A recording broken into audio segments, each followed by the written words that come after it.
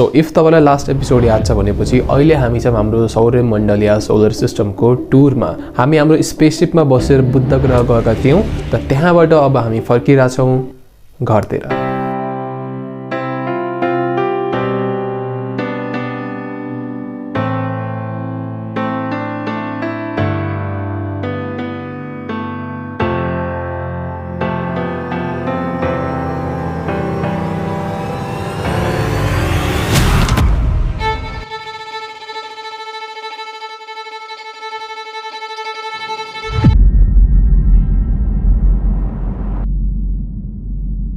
Okay, यो हो हाम्रो ग्रह पृथ्वी जुन कि सौर्यमण्डलको तेस्रो ग्रह हो। सूर्यभन्दा 15 करोड किलोमिटर टाढा रहेको हाम्रो यो ग्रह 1.3 मिलियन टाइम्स स्मलर छ, यानी कि 13 लाख गुना सानो छ हाम्रो सूर्यभन्दा। हाम्रो ग्रहको मास रहेको छ 5.97219 × 10⁻24 किलोग्राम्स र यसको डायमिटर रहेको छ 12,742 किलोमिटर।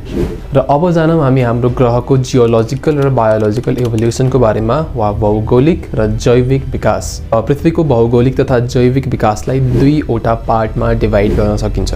एउटा हो प्री क्याम्ब्रियन पिरियड र अर्को हो फेनेरोजोइक पिरियड। प्री क्याम्ब्रियन पिरियडको स्टार्ट हुन्छ हाम्रो अर्थको फर्मेसन, यानी कि 4.5 बिलियन इयर्स अगोदेखि लिएर 540 मिलियन इयर्स अगोसम्म। र प्री क्याम्ब्रियन इयनलाई पनि मेजरली 3वटा पार्टमा डिभाइड गर्न सकिन्छ वा 3वटा पिरियडमा डिभाइड गर्न सकिन्छ: the Hadean period, the Archean period and the Proterozoic period. But let's start from the start. करिब 4.5 अरब वर्ष पहिले सूर्यको संरचना भइसकेपछि सूर्यको वरिपरि रहेको डस्ट, ग्यास र सानो ढुङ्गाहरू, जसलाई एक्चुअली प्लानेटेसिमल्सहरू पनि भन्छ, यिनीहरूले सूर्यको वरिपरि सूर्यको ग्राभिटीले गर्दा एउटा डिस्क फर्म गर्छन् जसलाई प्रोटोप्लानेटरी डिस्क भनिन्छ। यस डिस्कमा सूर्यको नजिक चाहिँ सबै ढुङ्गा र हेभी एलिमेन्टले बनेको वस्तुहरू वा प्लानेटेसिमल्सहरू रहन्छन् र जति ग्यास पार्टिकल्सहरू थिए तिनीहरू अलि टाढातिर पुस हुन्छन् सोलर विन्डले गर्दा, र जसको परिणामस्वरूप पहिलो 4वटा प्लानेटहरू सबै रकी र हेभी एलिमेन्टले बनेको छ भनेपछि जुपिटर र स्याटर्न भनेको ग्यास जाइन्ट हो र युरेनस र नेप्च्युन भनेको आइस जाइन्ट्स हुन्। र यिनै ससाना प्लानेटेसिमल्सहरू ग्राभिटीले गर्दा आपसमा कोल्याप्स भएर ग्राभिटीले गर्दा आपसमा टाँसिएर अर्थ लगायत अरू सबै ग्रहहरूको फर्मेसन हुन जान्छ। र अर्थको फर्मेसन हुने बित्तिकै प्री क्याम्ब्रियन इयोनको सुरुवात हुन्छ र प्री क्याम्ब्रियन इयोनको पनि द हेडियन पिरियडको सुरुवात हुन्छ। र अर्थको फर्मेसनदेखि 500 मिलियन इयर्ससम्मको पिरियडलाई द हेडियन पिरियड भनिन्छ। र अर्थको फर्मेसन भइसकेपछि अर्थ एक्लै नै थियो, तर धेरै समयको लागि होइन।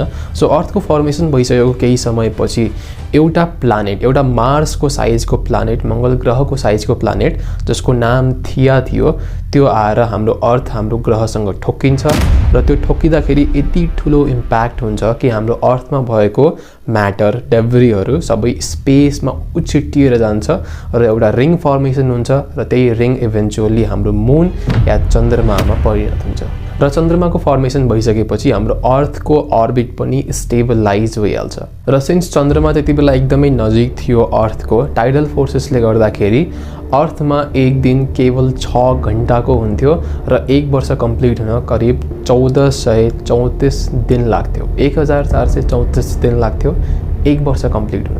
र अर्थको फर्मेसनको करिब 60 मिलियन इयर्सपछि, यानी कि 6 करोड वर्षपछि एउटा ठुलो उल्का वर्षा वा मिटियर सावर हुन्छ र एकदमै धेरै मात्रामा एस्टेरोइडहरूले इम्प्याक्ट गर्छ। साना साना एस्टेरोइडहरूले एकदमै धेरै मात्रामा अर्थलाई इम्प्याक्ट गर्छ र त्यति धेरै मिटियर सावर हुँदाखेरि अर्थको तापक्रम पनि एकदमै धेरै बढेर जान्छ, जसले गर्दा सतह पनि पग्लेर म्याग्मामा परिणत हुन्छ। र अझ पोट्यासियम र युरेनियम मेटलहरू पनि रेडियो एक्टिभिटीले गर्दा एकदमै धेरै मात्रामा हिट जेनेरेट गर्छन्, हिट निकाल्छन् र अर्थ पुरै म्याग्मामा परिणत हुन्छ। र यसले गर्दा के हुन्छ भनेपछि वन्स अर्थ म्याग्मा बनिसक्यो भनेपछि अर्थमा भएको जति हेभियर एलिमेन्टहरू थियो त्यो सबै अर्थको सेन्टरतिर सिङ्क भएर जान्छ, डुबेर जान्छ र हेभियर एलिमेन्ट बनेपछि आइरन, निकल, कोबाल्ट, गोल्ड यस्ता एलिमेन्टहरू सबै अर्थको सेन्टरतिर, अर्थको गहराईमा डुबेर जान्छन् र माथि चाहिँ सिलिकेट्सले बनेको क्रस्ट फर्मेसन हुन्छ। क्रस्ट र म्यान्टलमा चाहिँ मेजरली सिलिकेट्स र हलुका धातुहरू मात्रै माथि रहन पाउँछन्। त्यसैले अहिले पनि क्रस्ट मेजरली सिलिकेट्सको ढुङ्गाले नै बनेको छ। त्यसपछि अर्थ फर्मेसन भएको करिब 100 मिलियन इयर्स पछि वा 4.4 बिलियन इयर्स पहिला अर्थ स्लोली कुल डाउन हुन थाल्यो। त्यसपछि माउन्टेन्स, क्रेटर्स सबै फर्म भए। भोल्क्यानिक इरप्सन्सहरूबाट धेरै मात्रामा पानीको बाफहरू रिलिज भयो इन्भाइरोन्मेन्टमा, जुन पानी एक्चुअली त्यही मिटियर सावरबाट आएको भनेर पनि मानिन्छ। र भोल्क्यानिक इरप्सन्सहरूबाट एकदमै धेरै मात्रामा बाफहरू इन्भाइरोन्मेन्टमा रिलिज हुँदाखेरि त्यति बेला नै 4.4 बिलियन इयर्स पहिला नै पहिलो पटक हाम्रो अर्थमा पानी परेको भनेर थियोराइज गरिन्छ। तर अहिले त पानी मात्रै परेको छ, अहिले लाइफ आउन त धेरै धेरै टाइम बाँकी छ अझै। र यही कुलिङ डाउनको प्रोसेसमा नै 500 मिलियन इयर्स सकिन्छ र यसपछि आउँछ the next period, the Archean period, जुन कि 4 बिलियन इयर्सदेखि 2.5 बिलियन इयर्ससम्म रहन्छ। र यो आर्केयन पिरियडमा मेजरली 3वटा मेजर इभेन्ट्सहरू हुन्छ।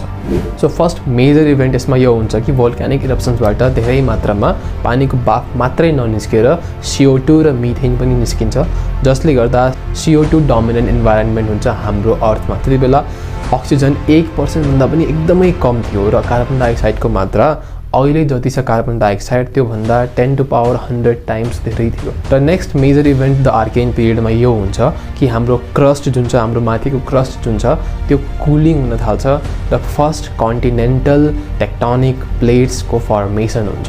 तर यो भनेको अहिले भएको टेक्टोनिक प्लेट्सहरू होइन, टेक्टोनिक प्लेट्सहरू टाइममा चेन्ज भइरहेको छ। त्यसपछि यो पिरियडमा नेक्स्ट मेजर इभेन्ट यो भयो कि 3.5 बिलियन इयर पहिला, जुन कि यही पिरियडभित्र पर्छ, हाम्रो अर्थले आफ्नो म्याग्नेटिक फिल्ड पायो। योभन्दा लास्ट पिरियड अर्धहेडियन पिरियडमा जति आइरन थियो र हेभी एलिमेन्ट्सहरू थिए ती सबै कोरतिर सिङ्क भएर गए। त्यसैले हाम्रो आजको अर्थको कोर पनि आइरनको कोर नै हो। र अर्थको आइरन मोल्टन कोर स्पिन गर्दाखेरि त्यहाँ जेनेरेट हुने इलेक्ट्रिक करेन्ट्सले गर्दा अर्थको वरिपरि एउटा ठुलो म्याग्नेटिक शिल्ड बन्छ, म्याग्नेटिक फिल्डको। सो 3.5 बिलियन इयर पहिला हामीले पाएँ म्याग्नेटिक फिल्ड, र जसले गर्दा त्यति बेला भएको वातावरण अर्थमै रहन पायो, अनलाइक मार्स। म्याग्नेटिक फिल्डले सनबाट आउने सोलर विन्ड र सोलर प्लाज्माबाट हामीलाई बचाउँछ र ती सोलर विन्ड र सोलर प्लाज्मामा एकदमै धेरै चार्ज्ड पार्टिकल्स हुन्छन्, जसले बेसिकली म्याग्नेटिक फिल्ड भएन भने जति इन्भाइरोन्मेन्ट छ सबैलाई इभ्यापोरेट गरिदिन्छ। र एउटा पोइन्ट के नोट गर्नुपर्छ भनेपछि त्यति बेलाको म्याग्नेटिक फिल्ड अहिलेभन्दा अलिक कमजोर थियो, बेसिकली हाफ टाइम्स कमजोर थियो। र अर्को सबभन्दा मेजर इभेन्ट भयो द आर्केयन पिरियडमा, र त्यो थियो ओशन्सभित्र लाइफ फर्मको स्टार्ट हुनु। सो लाइफ फर्म स्टार्ट हुने थिए लगभग यस्तो छ कि केमिकल कम्पाउन्ड्सहरू, अलिक कम्प्लेक्स केमिकल कम्पाउन्ड्सहरू आपसमा जोडिन आएर एउटा सेल्फ सस्टेनेबल इन्भाइरोन्मेन्ट जस्तो बनाए, जसले एनर्जी लिन र रिलिज गर्न सक्छ। र एउटा सिरिज अफ चेन रियाक्सन हुँदाखेरि सानसानो माइक्रोब्सहरू बन्न पुगे र यसरी नै अर्थमा सबभन्दा सिम्पलेस्ट लाइफ फर्मको स्टार्ट भयो। र यो इभेन्टसँगै यो 2.5 बिलियन इयर्स यहीँ सकिन्छ। र यसपछि आउँछ द प्रोटेरोजोइक पिरियड, जुन कि लगभग 2.5 बिलियन इयर्स अगोदेखि 540 मिलियन इयर्स अगोसम्म रहन्छ। सो प्रोटेरोजोइक पिरियडको टाइममा ती सबै जति कन्टिनेन्टल टेक्टोनिक प्लेट्सहरू थिए तिनीहरू आपसमा रिअरेन्ज भएर कोलम्बिया सुपर कन्टिनेन्ट बनाउँछन्। त्यसपछि कोलम्बिया टुटेर फेरि अर्को एउटा ठुलो सुपर कन्टिनेन्ट बनाउँछ र त्यसलाई भनिन्छ रोडिनिया सुपर कन्टिनेन्ट। त्यो पनि इभेन्चुअली ब्रेक भएर प्रोटेरोजोइक एराको लास्टमा, प्रोटेरोजोइक पिरियडको लास्टमा प्यानोटिया सुपर कन्टिनेन्ट बन्छ। र एट द सेम टाइम यही पिरियडको स्टार्टिङमा साइनो ब्याक्टेरिया पनि पृथ्वीमा इभल्भ भइरहेको थिए। र सिन्स यो पिरियडको स्टार्टिङमा यानि कि 2.2 बिलियन इयर्स पहिला इन्भाइरोन्मेन्टमा CO2 एकदमै धेरै थियो र O2 लगभग नाको बराबर पाइन्थ्यो। र साइनो ब्याक्टेरिया पृथ्वीमा इभल्भ हुने बित्तिकै साइनो ब्याक्टेरियाले फोटोसिन्थेसिस गरेर अक्सिजनलाई 1%बाट करिब 15देखि 20%सम्म ल्याइदिइहाले। र अचानक त्यति धेरै अक्सिजन बढिदिँदाखेरि जति एनारोबिक ब्याक्टेरियाहरू थिए तिनीहरू विलुप्त हुन गए र जति बाँकी भएको अरू ब्याक्टेरियाहरू थिए, अरू सिङ्गल सेल अर्गानिजमहरू थिए, तिनीहरूलाई पनि इभल्भ हुनु पर्यो अक्सिडेटिभ रेस्पिरेसन गर्नलाई और अक्सिजनको युज गरेर एनर्जी बनाउनलाई। र त्यहाँबाट नै अक्सिजन युज गरेर रेस्पिरेसन गर्ने युकारियोट्स सिङ्गल सेल अर्गानिजम्सको इभोल्युसन भयो।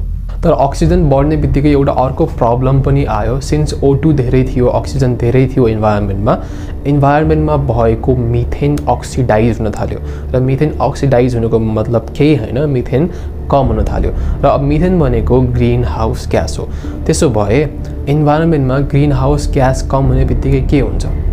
तापक्रम घट्न सुरु हुन्छ र यही इभेन्टले गर्दा इन्भाइरोमेन्टमा ग्रीन हाउस इफेक्ट कम भएर नै द स्नोबल अर्थ ट्रिगर भयो और द ग्रेट आइस एजको स्टार्ट भयो, जुन कि करिब 730 मिलियन इयरदेखि 620 मिलियन इयर्स पहिलासम्म, यानि कि करिब 100 मिलियन इयर्ससम्म लास्ट गर्यो। तर अझै पनि लाइफ ओसनको अन्डरमै थियो, ओसनको फ्लोरमै थियो र माथिबाट स्नोबल अर्थ बनिसके पनि, माथिबाट कम्प्लिटली स्नोले ढाकिए पनि ओसन्सको फ्लोरमा जति भोल्क्यानिक एक्टिभिटिजहरू भइरहेको थियो त्यसको नजिकमा लाइफ अझै पनि एक्जिस्ट गरिरहेको थियो र ओसन फ्लोरमा भएको भोल्क्यानिक एक्टिभिटिजले गर्दा नै भोल्क्यानोहरूबाट धेरै मात्रामा CO2 निस्क्यो र ओभर टाइम यो स्नोबल अर्थ पनि रिभर्स भएर गयो र यो आइस एज पनि सकिएर गयो ग्रीन हाउस ग्यासेसको कारणले गर्दा। र यो प्रोटेरोजोइक पिरियडको एन्डतिर नै ओजोन लेयरको पनि फर्मेसन भयो, किनकि इनफ अक्सिजन थियो अहिले इन्भाइरोमेन्टमा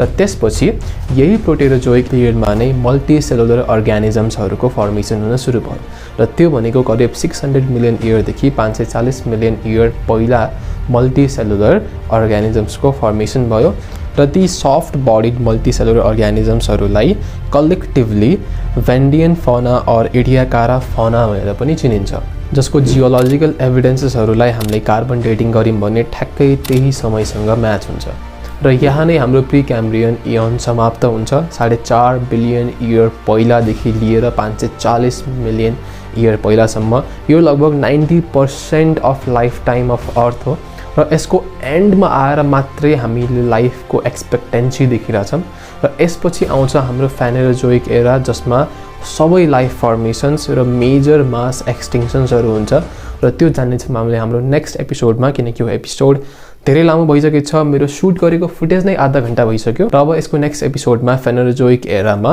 सबै मेजर बायोलोजिकल इभोल्युसन्सहरू छ र यसको नेक्स्ट एपिसोड रिलिज हुन्छ 27 अफ मार्च 2023 सोमबार, यानी कि मन्डेको दिन। So stay tuned for that and thank you so much for watching. I hope you guys enjoyed this episode र तपाईँलाई अरू कुनै एस्ट्रोनोमीको भिडियो हेर्न छ भनेपछि यहाँ एउटा प्लेलिस्ट आइहाल्छ जहाँ मैले सौर्यमण्डलकै प्लेलिस्ट बनाएर राख्दैछु, जहाँ हामीले सूर्य, त्यसपछि मर्करी, त्यसपछि भिनस सबैलाई कभर गरेछौँ र अब त अर्थ पनि। त्यही भएर हेर्नु होला if interested and thank you so much for watching. Stay tuned, subscribe, share, like सब गर्दै। Bye by.